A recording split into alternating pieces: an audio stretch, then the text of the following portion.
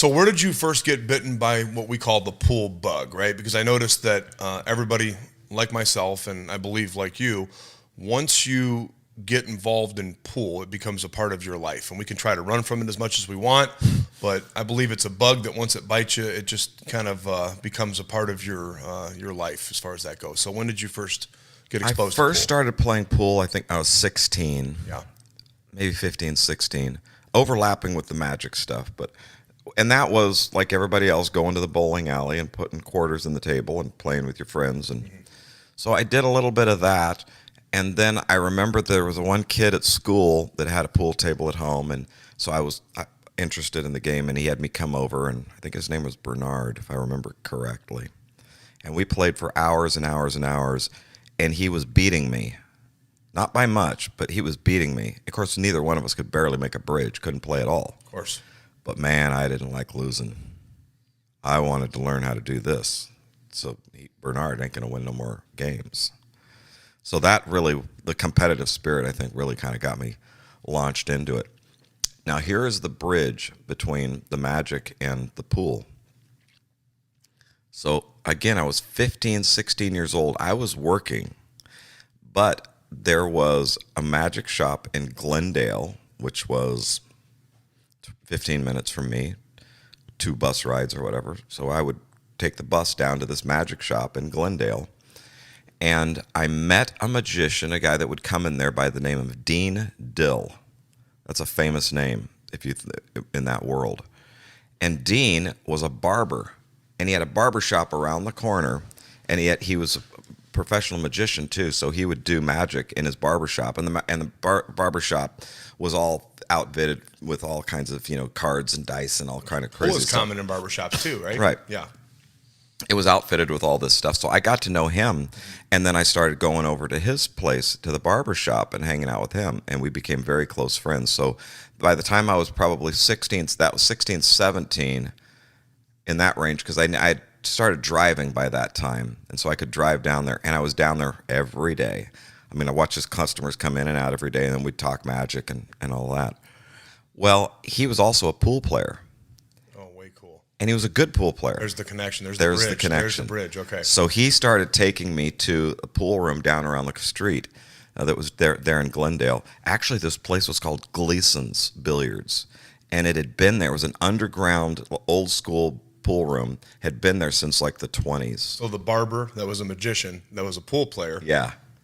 And we would go down there to this pool room, and it was like it was from the 20s, and I don't think they'd cleaned it since the 20s, and the tables were just terrible What year condition. was this in about-ish? This was been early 80s. Wow, way before the color of money. Oh, yeah, all yeah, that. yeah. Early 80s, and you're you said 16 years old? Yeah, 16, 17 Okay, in that okay. range. Yeah, and so I started learning pool from him, but he gambled, and he had spend his time in the pool room and played one pocket and around pool. So then he introduced me. I was still 17 now. Remember, he introduced me to the House of Billiards in Sherman Oaks, which was from where I lived in La Crescenta down to Glendale was 15, 20 minutes on the bus. Sherman Oaks was probably a half hour away. But I was driving. But I was 17. I wasn't old enough to be in the pool room. But I had started sneaking into the pool room. So you had to be 18 or 21 You had to be back 18, then? yeah. Okay. And were they non-alcoholic over there in California? No. So they were, Full bar. So it was like it is in a lot of places where you could drink in the pool room. Oh, yeah. Okay. Yeah. And so for the first 3 or 4 months where I hadn't quite turned 18, I just kind of snuck in there and, handled myself well, never became an issue. Well, you're a magician and a performer. I was a performer, yeah. Now, were you dressing kind of swaggy the way you do now, by the way? I had a style, yeah. I had a style. So you carried yourself like you were older than you were. Yeah, absolutely. By the way, were those... When I was 18 and 19, I remember going to Vegas with Eric. He had a gig at Circus. He was doing magic. Getting in there? I was getting in there. I was gambling. I was playing blackjack at the tables. That's I was hilarious. 17, 18 years old. Were those 9-foot tables, by the way, back in Cali in that era? All Oh, 9-foot yeah. tables? Oh, yeah. All 9 foot. Because you didn't see like the bar tables until later on. There right? was still. Yeah. Okay, let me backtrack a little bit. During this time, from 16 to 17 in that range, I was interested in pool, and I was playing on a bar table. There was a bar like down the street from my house that I would go in there, and I was 15, 16 in that range, and they would let me practice on the bar table because I knew some of the people that were in there. I mean, and it was a grungy little small room bar. Augie's is what it was called. How does that sound? And like people from church even would say, Jerry says he's been playing pool down there at Augie's. Yeah. It's like the worst bar in town. And my mom would say, yeah, he's just in there practicing. He says, well, he's in that bar. He says, yeah, he's fine. You don't have to worry about Jerry. He's just in there playing pool. Yeah. That's all he's interested in. So I was in there playing on the bar table. Still couldn't play at all, but I was working hard at it. And then I met Dean. And then, now one of the things I remember this so vividly. I wanted to have my first 8-ball run, playing 8-ball on the bar table. Wanted to break and run out, run out in 8-ball, and that was my big hurdle, So by this time, I got going into House of Billiards because Dean had got me into House of Billiards. So I spent about another year there. Now really playing. Now as good players. Now I'll tell you more about House of Billiards that time. But my game had developed so much in a year, playing on big tables and really learning how to play. So who were like? I'll get there. Yeah. So then some kid comes in, and I'm gambling with somebody, this kid, and I beat him out of some little bit of money or something. And he says, well, I'll play you some 8-ball on the bar table. I haven't been back into the bars in at least a year, year and a half, whatever it was. And I said, okay, great, because I knew I was going to beat this kid. So my big goal was to have an 8-ball run, which I never did. Got introduced on the big tables and started really learning how to play. This kid says, I'll play some 8-ball on the bar table. There's a bar down the street. Let's go. I go down there. We're playing like 10 a game or something. Flip the coin, and I run 4 racks from him. Yeah, you're robbing him, right. I run 4 racks in a row from the break. Wow. I went from never being able to do it to putting a 4-pack on him right out of the gate. Because you're playing on that big table. Playing on a big table, really learning how to draw your ball, really learn being around good players. Now, they had a tournament on Saturday afternoons at House of Billiards, and it was like a $20 tournament. And every great player that was in town would come through there. It was a good tournament. So even in the beginning, what were some of the really good players that you were exposed to? Like some of the first really, really good, because there were so many good players in California, and there was pros there. And the best player that ever came out of California, and arguably the most talented player that ever played, was Keith McCready. Yeah. And he would come and play those Saturday tournaments there at House of Billiards. Way cool. He would come in. As a matter of fact, here's a great story. I had already been. So this is 84. Let's say in that range right there. Had to be 84. That's when The Color of Money came out. Right. So it came out, and I remember a couple of us from the pool room went down the street to the movie theater and watched The Color of Money. And went back to the pool room. 2 friends of mine, Rob Osorio, Brian Miller, both young guys, like 18 years old. They're a couple years younger than me. 18 years old, really good golfers. Now, they're golf brats. They hang around the golf course down the street in the clubhouse and all that, and play golf every day. Totally different scene. Totally different scene. And these kids can really play. Okay. They're shooting 3-4 under par, on this little small course, and they can really play, got real handicaps. So they go on Friday night, they go to see The Color of Money, don't know nothing about it, it's just a movie, Tom Cruise, whatever. They see the movie, and they think, well, that's really cool. We should play pool. There's that place, that House of Billiards we drive by all the time. We'll go tomorrow. Let's go play. So they go to the movie. Next morning, go into the House of Billiards on Saturday morning, walk in the door, and Keith McCready is playing right on table 1. So they saw Grady's Seasons in the movie the night before, walk in that pool room, and he's right there on table 1. Keith is the best. He's amazing. They were hooked. Yeah. They were just set the hook right there. Well, the thing is, they say that The Color of Money did for pool kind of what Top Gun did for the Navy, right? Everybody all of a sudden wanted to be in the Navy. They wanted to be a pilot. Oh, yeah. It just ignited something. Oh, totally. And I don't think they could have possibly picked a better character than Keith for that role. Keith was magical. Yeah. I mean, he really. Did you ever get to watch him in super high gear play for a lot of money? I'm sure, right? Yeah, I played him. Yeah. I played him different times.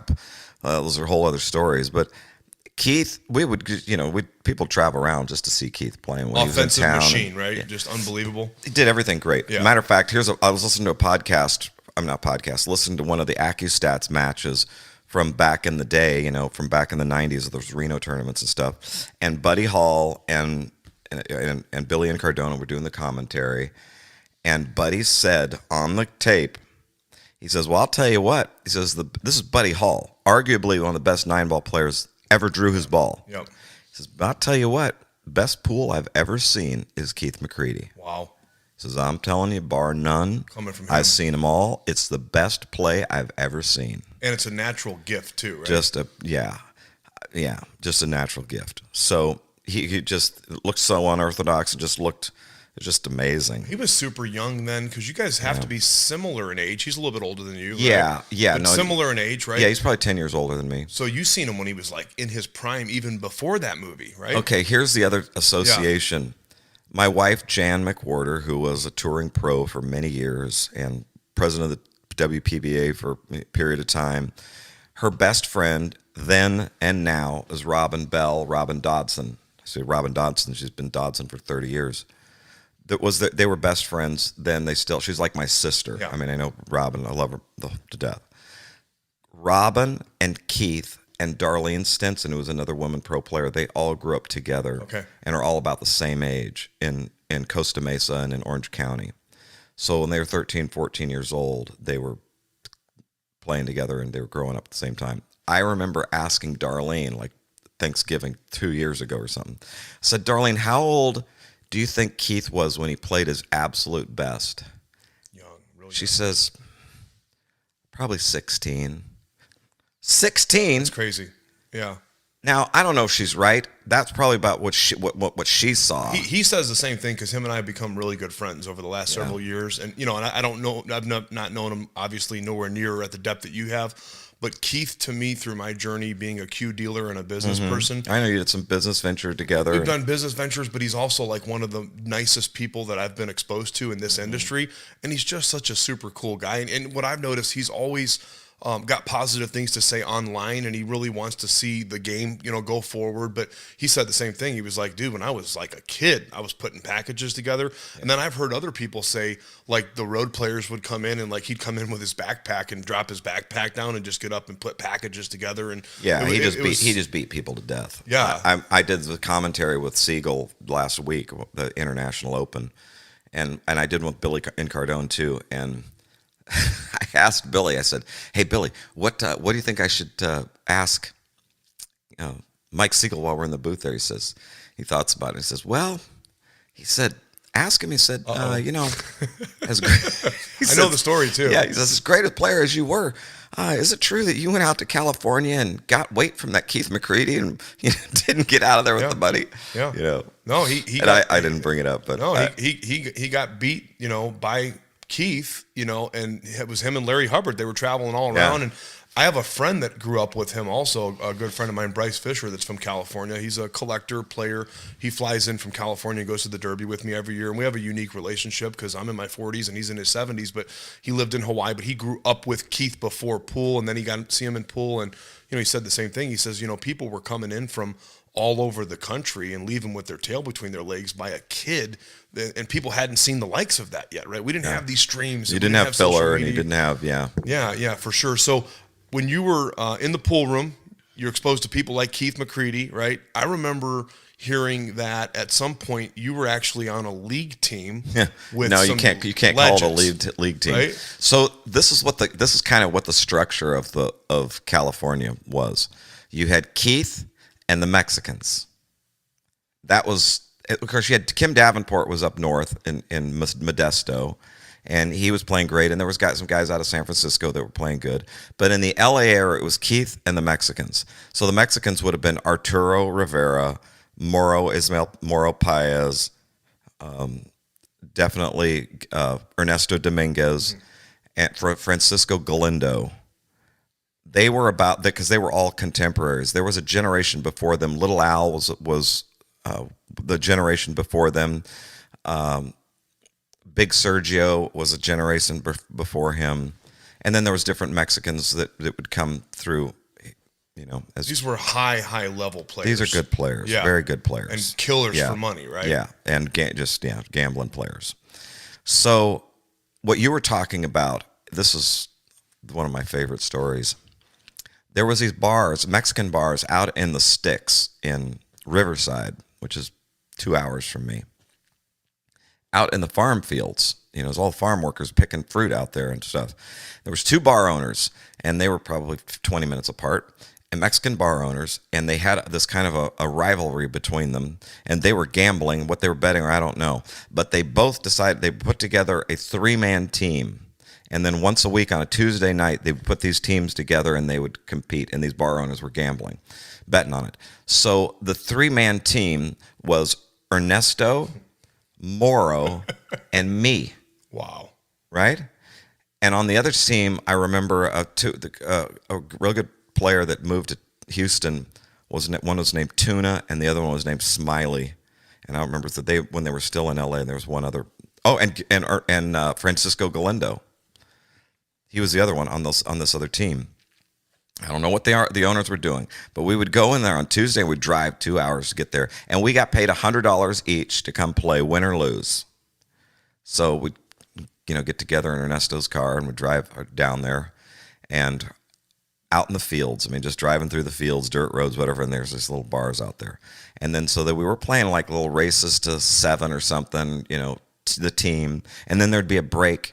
And then they would bring out the Mexican food, which was real Mexican food. Not Tex-Mex, right? No. It was out they would come out with the Tupperware that somebody had prepared, some kind of seafood, something or other, and Ritz crackers, and I'm from Chicago originally, and it's the same way. Like, we used to get legit Mexican food because people in Chicago would come from Mexico. But this is Mexican food that somebody's wife made at home, Right. And so then we'd have our little snack and stuff, and then go back to it, and then play again the rest of them.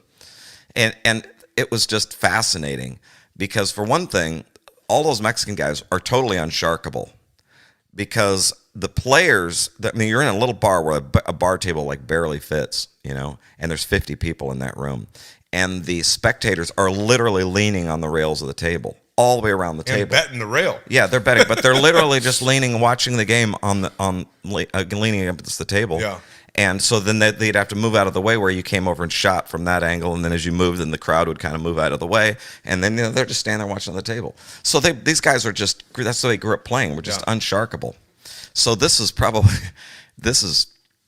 couple of years ago. I saw Ernesto and I asked him, we talked to him about it, and he laughs. And I said, Ernesto, so why did you guys have you and Moro put me on your team? And this is the greatest response ever. And if you know Ernesto, everything is so dry. He says, well, because we always knew you were a really good player. You just didn't know it. That's why you never beat anybody. Is that the greatest double-sided compliment ever? Yeah, but it goes back to what your mom said, though, right? Think about that. Kind of similar in a way, right? She said I never beat anybody either. No, but she's seen something in you, was reminding you, right, that you are a winner, you are smart, you are intelligent. He's like, hey, we see this in you because, just to be on a team with those guys were legendary back then. Yeah. And so what's so funny too is they were very, very competitive with each other too. So was Ernesto already into restoring? Doing like refinishes on tables and stuff because he's known as the best in California, right? Ernesto was working 50, 60 hours a week, but he's and playing pool when he could. Yeah, but he's like, so he did everything but sleep. But is it true he's like the dude in California? Oh yeah, if you get him to touch your table, that's the guy. Right? Yeah, absolutely. Right. And then so like Oscar Dominguez, I knew him since he was 9 or 10 years old. Wow. He would be there pulling staples out of the rails and working with his dad, and hating every minute of it, and dad's making me sit there and go to work, with him. Now, was Oscar playing at 9 years old already with his dad? No, he probably hated pool. Okay. You know what Oscar did play and was really good at? Basketball. Okay, I didn't know that. Yeah. So you're on this team with those two guys, right? And you were the weakest player out of that bunch, obviously. Yeah. Do you feel like your game came up a lot during that era? And did they teach you things, kind of like pour into your game at that point too? I don't remember that kind of stuff. I remember if I have visual memories of that, I can see Moro throwing up his hands, going, yeah. Like, how did you miss that ball? Yeah. Or it's. So how old were you classic. Approximately at that point? Classic. Then you were 16 or so. No. By that time, okay, by that time I was in my early 20s. What were you I was doing? probably I think I was making cues by that time. That's my whole I was point. probably 25, 26. Did you already start making? You were already making cues at that point when you were playing with those guys during that era, With right? Ernesto Moros, yes. And I was already far and away much better player than I was when I was younger. Okay. You know? So you're playing good. You're playing in tournaments. You're playing with these guys. When So- did the cue making come in? Well, let me go back to House of Billiards. You can't take me away from the most fun part of my pool growing up. So House of Billiards was on Sherman Oaks in on Ventura Boulevard in Sherman Oaks. Pretty nice area, pretty well-to-do area. And I think they had about 16 or 17 tables, and there was the front tables up there where all the action was at. They had this tournament on Saturday afternoons. But there was players from the time you got there in the afternoon when they opened at 1. By the time you got there until 2 o'clock in the morning, there were games. There were people you could play from every level. So it's so kind of nostalgic back to a time where you walked in and there would be people that you could play for $2 a game, $5 a game, $10 a game, $200 a game. There was just every range. So the way that it worked as a young guy like me is I would, find my games over there and beat up on all those guys and win my $40 or $50 and then go over and fire it at this guy that I can't beat and then lose my money and then go back in there and try to pump back up and then go fire. But that's the way it was. And then there was gambler guys that came in that just like to bet on the rail, and they'd put you into action. Duke Denault was one of the characters that came in, dress shirt and looked like a total businessman kind of guy. And he'd always try to get me into some kind of game or something. One of the things he told me, he was trying to tell me, one time he was trying to sell me a Patek Philippe watch. Pretty good watch. Really good watch. Yeah. And you know what? Knowing it probably was real. It wasn't like some dude opening his shirt. Not a Fugazi, right? It's not a Fugazi. It's probably real. And he's trying to sell me, he's a wheeler dealer, and he's trying to sell me this watch. I don't know, 300 or whatever he wanted for it. And he's telling me, kid, you always got to have a nice watch because when you get broke, you got to have something to hawk or you got to have something to trade. Right. You need a watch. Yeah. Of course, I didn't buy that. But he used to put me in games. So there was the gambler guys that came in and just tried to make games happen. So there was action at every level. And that's how you really developed and got better, because you could go playing people you can't beat. And remember what we used to call it back then too, right? Of course, I grew up in a different era than you, but donating, right? Yeah. Like I grew up where there was a really, really, really good player that owned a pool room, and he flat out would not play for nothing, right? He grew up as a money player, a road player. All the young guys we wanted to play, we're like teenagers, you know what I mean? Like I'm talking 13, 14, 15. Put $5 a game up there, or let's play a cheap set. You weren't playing for nothing because he wanted you to be able to learn to play under pressure. And I know it was a lot like that back then too. Like you said, you beat the guys that were at your level, and then you go donate to the better player because you wanted to see how they ran the racks and what they did and so on. And it made you better, didn't it? Yeah. Right? Yeah, absolutely. And what was the name of that pool room again? House of Billiards. So did that place stay open for It's a pretty still long there. time? Really? Yeah. Really? It's still there, but there's no players in there. It's turned into a nightclub kind of environment. But like I say, it's a well-to-do area, so yeah, it's a different animal. During that time, this was a spot, so the road players would come through there. Ronnie Allen, the famous one pocket Ronnie Allen, lived in Burbank, which he always had. Lived in Burbank, which is 20 minutes. 20 He's in the miles Hall of away. Fame too. He's really good. It was like phenomenal. Ronnie Allen is an all-time legend character. As a matter of fact, that's where really Keith patterned his whole shtick. Keith's an entertainer, which is interesting because Keith is in the One Pocket Hall of Fame, which I think he should be in every Hall of Fame. Yes, he really should be. Point blank, and I think you'd agree on that. But that's where Keith learned his how to move. Yeah, he learned but his entertainment. Keith's an entertainer. When he gets on the table and he's talking to the crowd and he's got the funniest sayings in the world and all that he learned that stuff from Ronnie. That Ronnie was a real character who just the kind of the guy that talked sell ice cube to Eskimos. Just have the gift of gab, just entertaining dude. Was Ronnie in a pretty kind of close proximity to where that other room was? Yeah, he lived maybe 15 or 20 minutes away in Burbank. Right on. That's where his family was. He was on the road So you got some high level One Pocket early in the game. Yeah, so he would come in and he would bring people, he'd always have somebody that was staking him or wanting to do something, and they would come in and make some kind of a game. The other thing, too, is there was a player by the name of Dick the Plumber, who was in his mid-50s. He was a plumber. Here comes these nicknames. Yeah, he was legitimately plumber. Great guy, one of my best friends. What were they calling you, by the way, before you go any further? You had to have some kind of a handle, nickname. You got to tell us all right now. Nobody's going to see this. Don't worry about it, okay?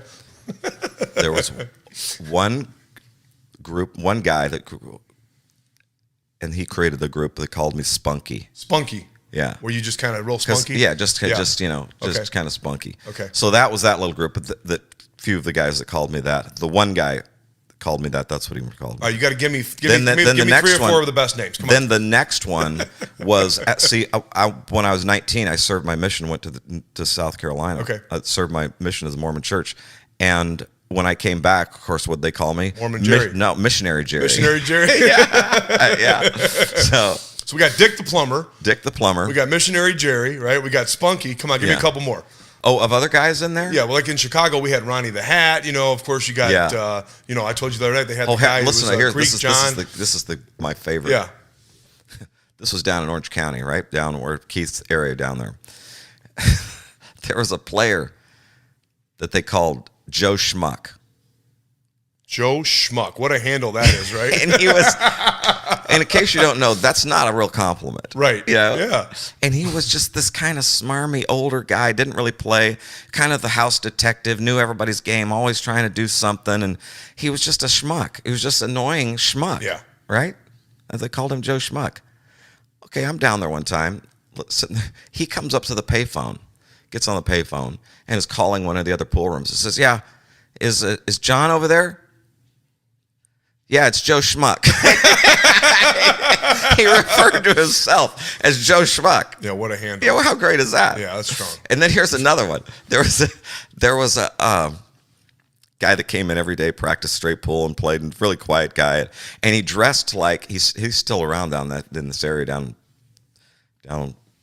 Encino, in this other pool room that's called the Plush Pocket. He's still down there, and he kind of dressed like the 40s industrial worker dude, so like kind of those types of black thick-soled shoes, and Dickies before they were really Dickies, and just like a serviceman. He looked like a worker guy from the 40s. Stay away from that dude. Quiet, never said a word to anybody. Yeah. Bill James. Everybody knew him as Bill James. Just a quiet guy. He'd come in practice, never played anybody over there. So it took me about 20 years to realize his name was not Bill James. His name was like Keith Collins. But one of the guys in there said, oh, I remember you. You're Bill James. I remember, oh, yeah. And he just kept calling him Bill James, and he never corrected him.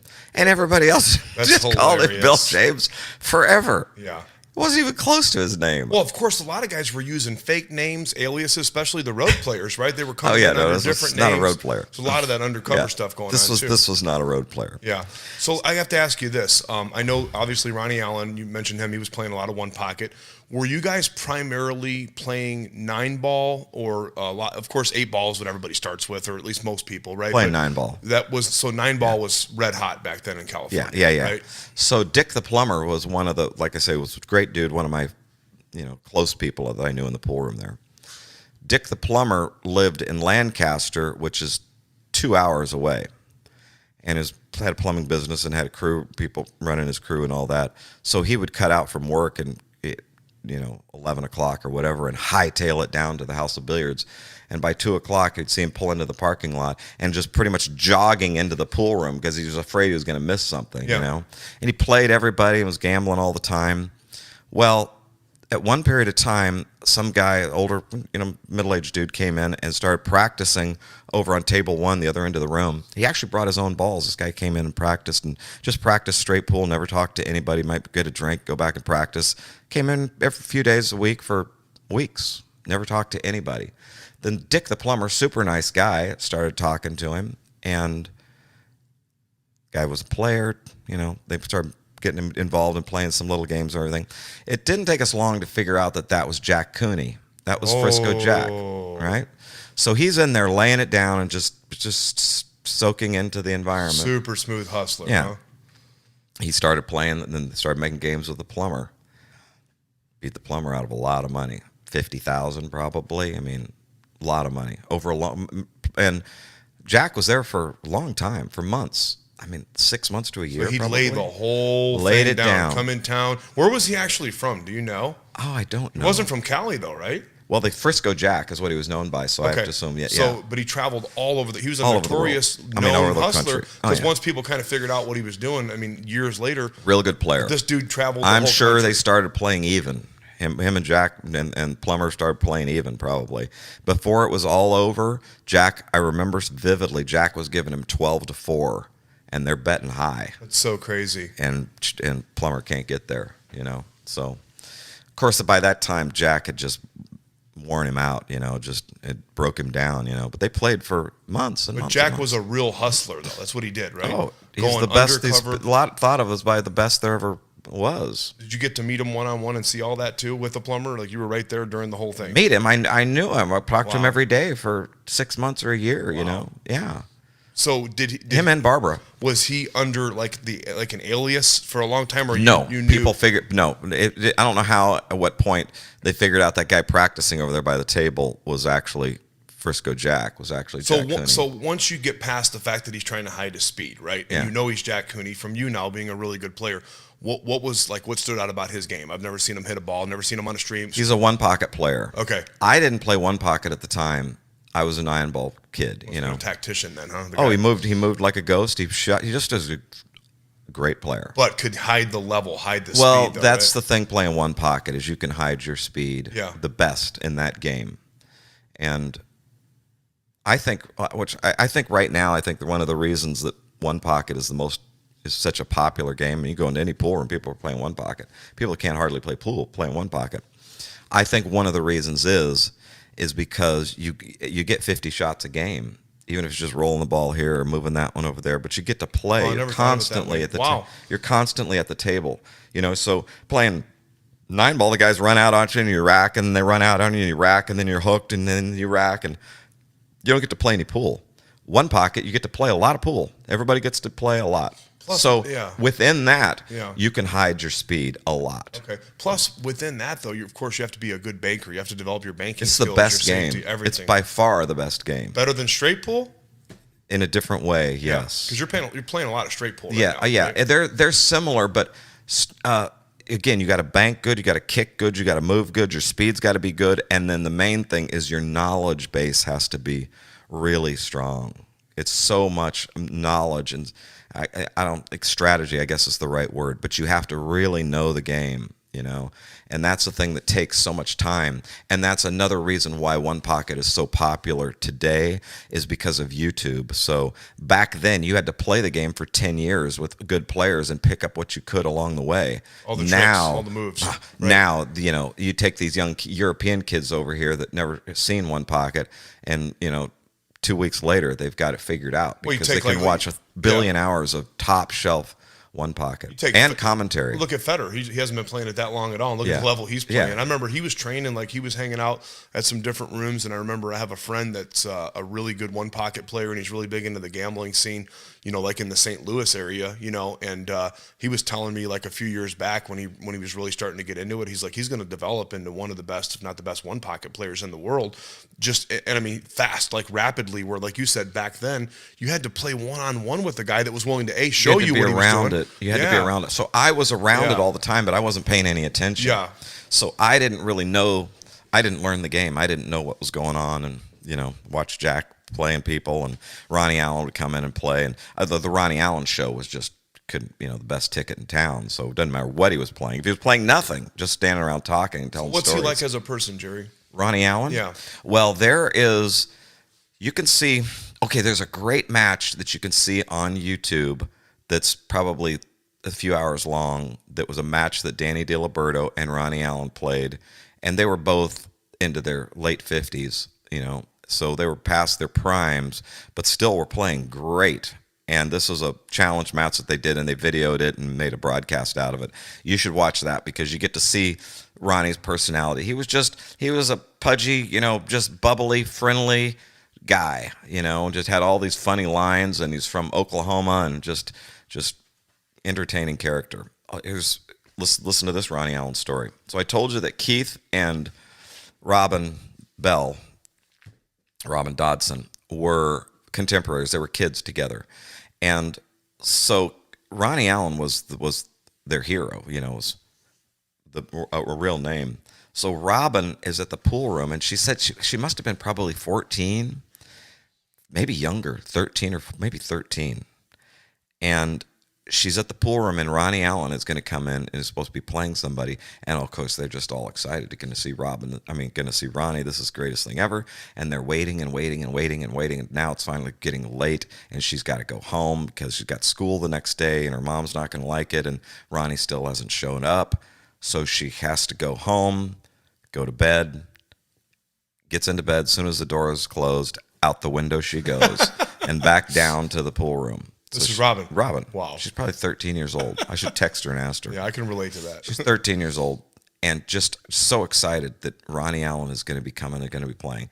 And, of course, this is a 24-hour pool room. So wild. 13 years old. When you think about it now with having kids and stuff, Yeah. you're like, dude, they're going out the window to go to the pool room. Yes. And So stay up now- all night, watch people drinking and gambling and Right. smoking and the whole bit. So, but she's got to see Ronnie. Yeah. So she gets to the pool room and waiting and waiting and waiting, 12 o'clock, 1 o'clock, 2 o'clock. Finally, Ronnie comes wandering in, like 2 o'clock in the morning. Walks in the door, and they're just so excited, and she's just so excited. And he walks straight in, and he looks at her, and he doesn't know her. Yeah. He looks straight at her here and says, "What's she doing here? She should be at home in bed. She needs to be in school. What is she doing? And she shouldn't be. Young lady, you need to go home and get back. You need to be in school." She's been waiting all night to watch him play. She just broke her heart. Classic. I mean, she's Yeah, just classic. because he was a father, Yeah. and he's like, "What is this? Yeah. This isn't right." Yeah. It's just, she's carried this wound her whole life. Of course, that they became, later became great friends. But Ronnie is a character here. So here's the other tip I'm going to tell people: go online and you can search Ronnie Allen's stories, and there's about 2 hours worth of him telling stories, just on a cassette, and they're up there. Amazing, great storyteller. I mean, it's just amazing. Speaks really well, is colorful, got great cadence. I mean, the stories have beginnings, middles, end. Great. It's really something. So go look up Ronnie Allen, those stories. If you like pool stories, this is the granddaddy of them all. Did you know, I've got a friend that speaks a lot about Larry Bond, okay, and that's a good personal friend of his from California. Did you know him at all, or did you have any interactions with him Larry at all? Bond, I remember that name. Yeah. Yes. Yeah, he's supposed to be a pretty good player. Actually a really good player. Played in a lot of those tournaments and stuff. Not at that level, but he beat pros at different times and stuff like that. But you weren't familiar with him. I know the name. I can't remember any details about it. What about like the LA Open? Because I see a lot of stuff on the old streams with the LA Open, and then the other thing, once you kind of give us an idea how where the beginning and the foundation and cues came in, I was kind of curious. Of course, like probably most people are, how when we turn on the TV and we watch these old AccuStats videos, how come the McWorter name is plastered all over the place? Yeah. And those were like was that the Sands Regency? Is Those that are what the that was? Sands Okay, Regency. okay. That was the Yeah. early 90s. Yeah. Yeah. The Sands, that tournament ran for, I think, 10 years. Great tournament. December and June, twice a year it ran. I always ask the guys that were back there, Pat Fleming's, my close friends, did we know that was the good old days? Back then, did we know that was the good old days? He says, well, I think we did. We were having a lot of fun. I said, I think we did know. It was great. It was a great run of tournament. The tournament ran, like I say, probably about 10 years. I was there twice a year, every year, and all the greatest players in the world that came through there. I remember Ralph Souquet. Yeah. Ralph was just a kid. Strickland was always at that too. He did real well at that. I remember Strickland and Miserak, all those guys, all right? of them. Yeah, they were all there. And all those AccuStats matches available, and of course they're my favorite ones to watch. And yeah, it was an amazing time. So let me kind of wind up that pool room scene, that LA scene that I was there. Because we could go for 5 hours just on that, because that's interesting within itself. That's my childhood. In pool was, that pool room and that scene. So. Yeah, a lot of good memories. What were you playing with back then, though? Like in the beginning, you remember? I remember when I first came in there. I had a sneaky Pete that I don't know where I picked up from somebody. Right. But the first real cue I bought was a John Robinson cue. Okay, that was the one with the different kind of. He had the pin is in pin is in the shaft. Pins in the shaft. Yeah, and he was known for that, obviously. Yeah. And he was a good cue maker. He lived up in Santa Barbara, which is an hour and a half north of the pool room there. And there was a good player, one of the better players in there, who's still around. Jim Gautier was a player that was in there that had a Robinson. He lived in Santa Barbara Jim. It's a big deal to have a Robinson back then, right? And he was a boutique cue maker, and so he came down one time with 4 or 5 of John Robinson's cues, to sell at the pool room, and I ended up buying one of them. So that's what I played with for the most of all the way up until I started making. So that was cues. your first real time cue. Being exposed to having a real cue. Yeah. Yeah. Yeah. Because even like you're talking like 80s still, right? People were playing with Josses and like kind of McDermott's. Southwest. Southwest, right? Yeah. Southwest was definitely my favorite cue. Yeah. But I couldn't afford one or didn't have one, All right. But so you get this Robinson, you start playing with. Yeah. It. And did that kind of open your eyes to the world of custom or boutique or custom cues? I made my first cue in high school wood shop because I was just interested in woodworking and making things and all that, and I just thought it was a good project. And I'd learned, and actually I was smart enough to be making it on a metal lathe, on a real machinist lathe, not a wood lathe where you turn, making sawdust or something. I was making it so I understood fit and, a lot of it. I don't know how I figured all that stuff out, but I did in high school wood shop machining. And then in the area where House of Billiards was, Bert Schrager was the cue maker down in that area, and he came into the pool room pretty regularly. And I was trying to get a job with Bert Schrager. And wait, I got to ask you one question along that line right there. So Bert Schrager had a question that he asked you, I heard. What can you tell us about that? Yeah. Well, that's the lead in. As I was trying to get a job with Bert, and I was 17 or 18, or maybe just got out of high school, so I just turned 18. Now, was he a really well-known cue maker at that point? Oh, in that area, yeah. He was the guy, that in that area. And there's a lot of people that played with his cues, and and he was one of the people that had a very strong presence in Japan because it hit right at that time. Right on. Okay. And so I was starting to work him, but he was not a craftsman by any stretch. Right, he was very self-taught, which most cue makers are, by the way. We can get into that conversation. Kind of remedial work, but they played good. Yeah, none of them were the same. Talk about cues, custom. That's cool. None. Well, he didn't. He wanted them to. He just couldn't repeat it. Right? He just couldn't. Couldn't repeat. Yeah. So I wanted him to hire me, and he was just not even interested. And he's giving me, stand on the soapbox, kind of telling me, there's a lot of things that you got to know, and machining and handling wood and all this stuff. And I don't know how he came up with this, but for some reason he said, like, for example, you're turning a piece of wood on the lathe, and when you go to measure it, you find out one end is a little bit bigger than the other end. And the spunky, smart-ass kid that I was, I said, I know, your tailstock's out of alignment.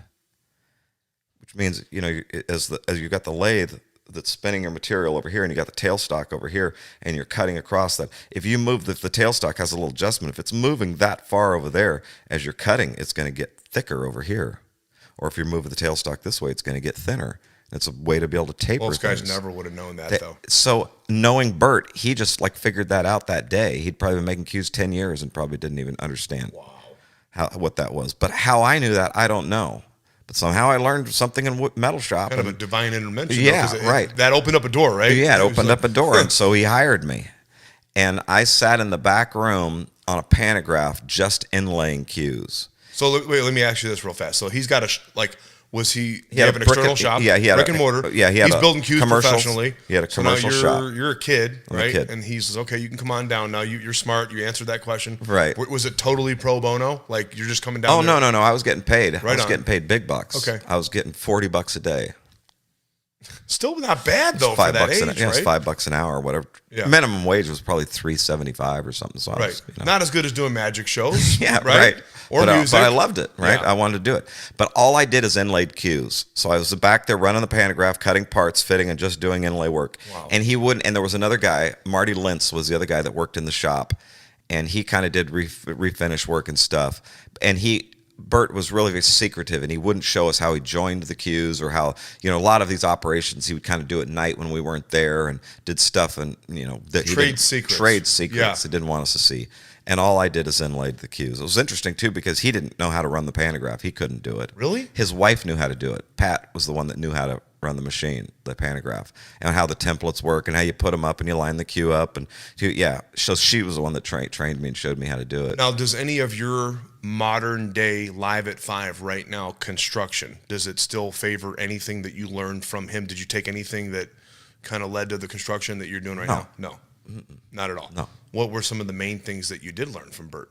Whether they were good or bad. I'm sure you learned from mistakes. And Well, I you learned how to some inlay cues. I learned how, I learned how to inlay. I learned how to work pantograph. Yeah. I learned how to work patterns. I learned how to change the fit when something was, you're running a little stylist around a template, and then when you find out your part is too tight, won't go in there. So now your stylus is this big. Now you get a little bit smaller stylus. So now you're running a little bit closer to the outside line, and it cuts a little bit more. And so you learn fit and that kind of thing. But I didn't do it that long. I mean, literally like one summer I did it maybe 3 months or something, and it was realized that was cutting into my pool game too much, and that working for a living was, not a good thing when you're trying to learn to play pool. Did you get along good with Bert? Yeah. Now, do you think that early in the game, when you were doing those inlays and stuff, do you think that he's seen, like, hey, this guy's going to be a player someday? This guy's going to be, or no? None of that. No. But you know what? He had no idea. When we were producing those gallery shows, the first Gallery of American Cue Art, which was in '95. So let's see. I had to be working for Bert in '83, probably '83. And then in '95, when the gallery shows, I have a picture of him standing in front of my display looking at my cues. Him and Ernie Gutierrez standing there looking at my cues. And they were already, I was doing very, big time work, way out of the box of anything that he had How ever. far along in your cue making career was that from the point when I you started began? making cues in '88. So that was 7 years into it. 7 years in. Yeah. And in the beginning, I have to ask you, how bad were the cues in the beginning? Because everybody goes through a phase where they're just, you're just trying to kind of struggle through it or whatever, right? Well, I was in the construction business, and in that area, there was a kind of a building moratorium that happened. They were just overbuilding it too much, so they clamped down, and there wasn't doing any building. So we were kind of out of work, and I decided, and I was already married with a kid, with a baby.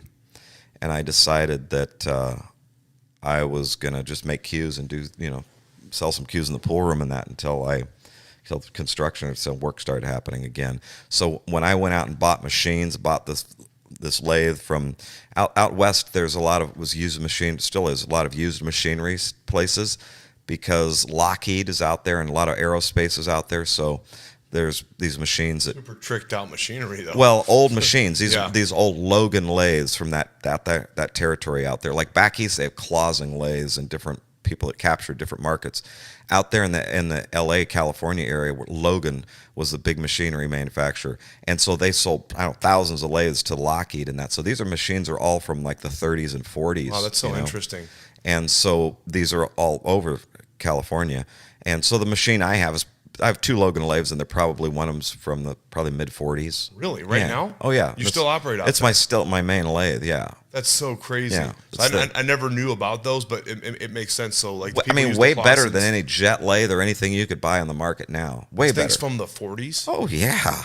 Do you have to do a lot of maintenance to it? No. Those machines are bulletproof. To tank. Yeah. That's so crazy. They're all like Ernie's shop. All those sophisticated machines. Those are Logan lathes. Yeah. He's just outfitted variable speed motors on them and done, but the basic carcass and spindle and all that they're Logan lathes. So you made the first cue in high school, right? Yeah. Now when you got a baby and you're making cues professionally, what were they like kind of specifically out of the gate? So the point out of that was I needed to make money now. Mm-hmm. I needed to make money right out of the gate. I didn't go like most guys start doing repair work and kind of ease into making cues. And first they start making some sneaky Pete's, and then they start putting joints in house cues and sneaky Pete's and doing all that stuff. I didn't do any of that. I went straight from I bought a lathe. I've got wood. I need to make money by the end of the month. Yeah. You know, so I just poured all my time into doing it, like probably 90 hours a week, just not sleeping and just trying to learn how to do this stuff. So of course, the first few cues, you know, you never even finish because you screw something up somewhere along the way. Or Frankenstein's. Yeah, you're trying to get down, and you turn your dimension down so small that you made a chopstick and into the junk pile, and you know, just trying to process wood the best you can, turning handles down, and everything's rushed too fast, so things are going to move and warp, and you know. But I'm just learning and just dove in real deep. Were there people, by the way, once you kind of stepped off away from Bert and you did it on your own, right? You're doing it on your own. This was at your house, I'm assuming. This is many years later. Right. Okay, so many years later. By 18, I was done with Bert for that one summer when I was 18. Yep. And then I didn't start making cues. I guess I was 24, Were there 23, people 24. early when you first started doing it and you had that lathe and you're making it cues professionally, were there people you could lean on, pull on, or call? Like, who were those people that really helped you in the beginning? Not really. No? But you know what? That's the truth with most cue makers is you got to figure out how to do it your way with the machines that you have that you can kind of figure out. Although The American cue makers, now it's different, though, obviously. That's something we can talk about later, and right? YouTube and all that. So, there's other presentations that I go online. Like I won that award from the collectors show, and I talked about, you know, the early influences with Ernie Gutierrez, because who makes Gina Q. He made cues from 64 to about 74, 10 years there, and made the biggest splash that the world of cue making had ever seen. 64 to 74. Yes, he made cues for 10 years there. Then he quit for a while. Then he quit. Crazy. Yeah, and in that range, and he was just a kid too when he started making cues. He was 23 years old, something like that, and just he built that 66 cue was that amazing silver cue that had all that all that engraving on it, and it's just out of the box compared to what was cue making at that time. Light years ahead. Else, right. And his designs were super creative and new and all that. So he quit making cues for 10 years. And when I started making cues in 88, he was coming back to making cues. So I was building my shop at the same time he was building his shop. Ernie Gutierrez. Come on. And we hung around the same pool room every day, and we were friends, right? And so he was helpful to me. Like this is the type of help is, you know, different stores around town, different surplus stores and used machinery stores. And I'm looking for a machine. I got to do this. Oh, go down and see so-and-so. He's got these, a lathe I think you'd like. And so we were trading that kind of stuff. Ernie was never one that ever showed me any techniques or anything like that, but he allowed me into his shop. So I'd be going in there, you know, probably every day, you know, my way to the pool room. You mentioned was he close within the vicinity, within driving distance where you lived? He was on the way. I was about 20 minutes from House of Billiards. He was 10 minutes from House of Billiards. Wow. I went through through North Hollywood where he was at, and probably went to his shop every day. And you were right in the mecca of where you needed to be in order to be able, like. So I was building my shop, and I would come in and bring him, you know, show him the stuff I was working on in that, and we'd talk machines, and he was developing his shop at the same time. By the way, why did he quit making cues for that period? Because you said for 10 years, yeah, he was already established as one of the most elite, yes, the best in the business at that point, right? He went on to bigger and better things. Okay. He's a walking freaking genius. Yeah. So he had built some other mechanical machines. I know he had built this big, huge mechanical machine that was designed to throw steel into, and it ground it all up. And big automated machine that like a wood chipper you throw wood, tree guys throw the wood into the chipper. He designed some big machine that ground up metal, you know, and he worked in other industries and designed machines and just did a lot of different things that were probably very profitable. You'd mentioned at the International Cue Collectors Show, and you gave him a lot of homage and a lot of respect, the same way that you do with your friend Thomas, which I think is great about your character, that whenever you get an opportunity to speak, you're always speaking and raising up others. I also think it's super cool that you were able to be right in the middle of those guys, right? Like that's insane, you know, from two different angles, but that's a whole different subject. But what, you know, you mentioned that he made more money than all the other cue makers, right? Yeah. So he was a successful businessman. But for people that have never held a Gina cue, right, or you know, people that have never seen his work up close, because you have such knowledge of his work and you've seen a lot of it and whatnot, and coming from someone like yourself that is known for remarkable execution, right? Mine's not as good as Ernie's. That's what I was going to say. What is it? Because I have not had a lot of experience with his cues. I know his reputation. I had the privilege of meeting him, spending a little bit of time with him on an airplane and then at the show, right? So he obviously always comes up in the conversation of the GOATs as far as that goes, right? And one person thinks it's this person, that person, but what is it that made him truly great or makes him truly great? He's an artist. Okay. He's an artist with an exquisite ability to execute and technique. So his execution, and he demands his execution be as perfect as could be. But he's really an artist and stylist. Even from the beginning, when he was just a young kid, started making the Gina cues. Gina is his daughter's name, by the way. Okay. So that's where that name came, Gina Q. When he started making those, you could just see already he had an artistic flair and something that was unique. And then all of his cues, have you seen since then, he really marches his own thing, and he's very unique. And I think that's probably what he respects about me the most, is that I have a style, and it's not anything like his, and I have a unique people call look. it Art Deco. Is that something? Yeah. That's definitely, because even like a couple of people, and not just because we've sold cues and you sell cues that are called the Deco, but I've had people reach out to me knowing that I'm one of your dealers and knowing that you were here, and they said, hey, I like his Deco flair, and whatnot. Could you explain that for just a moment of where that influence comes from? well, I guess where the influence came from for me is it's just what seems to be what I like. It just appeals to me. It's very minimalist. It's very kind of angular. It features fine lines and a sense of elegance, but not overdone. I mean, it'd probably be interesting to actually ask Mrs. Google what the definition of deco is. But that's just kind of the way I see it. But it's a style that is apparent. I don't know. It just happens to be what comes out of my brain or what I like. Yeah. Actually, there's other things that come out of my brain too that I don't like, and I don't build them because there come designs that come up and I just But it's been said before that you can spot or identify a McWorter from all the way across the 100%. And that to me, that's the greatest compliment. Yeah. As a matter of fact, what I tell people, other cue makers, is two very, very important pieces of advice that I would give. First, number one is really try to define your style and define a look. And what the examples that I always give is, if you hear Willie Nelson, Neil Young, Bob Dylan, Joni Mitchell, you hear all those voices instantly, you just know who they are. So having a recognizable sound is that's the most important thing. Having a recognizable style is really important. So define what that style is as best you can and do that.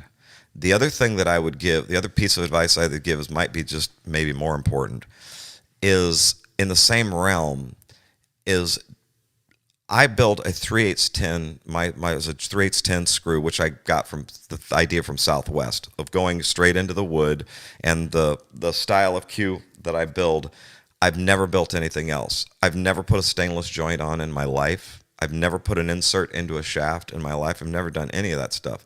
So too many cue makers now approach it like, you want a stainless joint, you want a plastic joint, you want an insert, I give you 5/16, 3/18, 3/8-10, I give you a radial pin, I offer all these things, do all this stuff.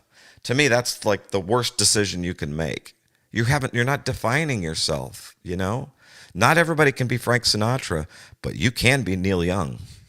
And that, when people know who you are and know what you do, that's very powerful. When you try to be everything to everybody, you end up being nobody to anybody. That's a good word.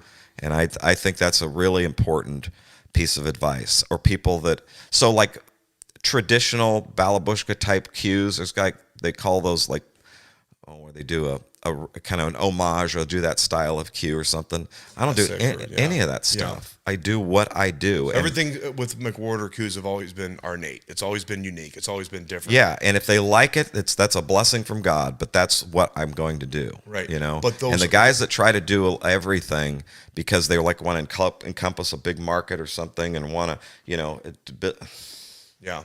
Big mistake, in my opinion. But those early cues the early cues, you were able to actually take some of your stuff. Maybe if you needed advice or something, were you able to actually go to Ernie or go to people, or no? No. So you had to figure out a lot of this was stone cold That's trial true. and error. Is that right? That's true with most cue makers.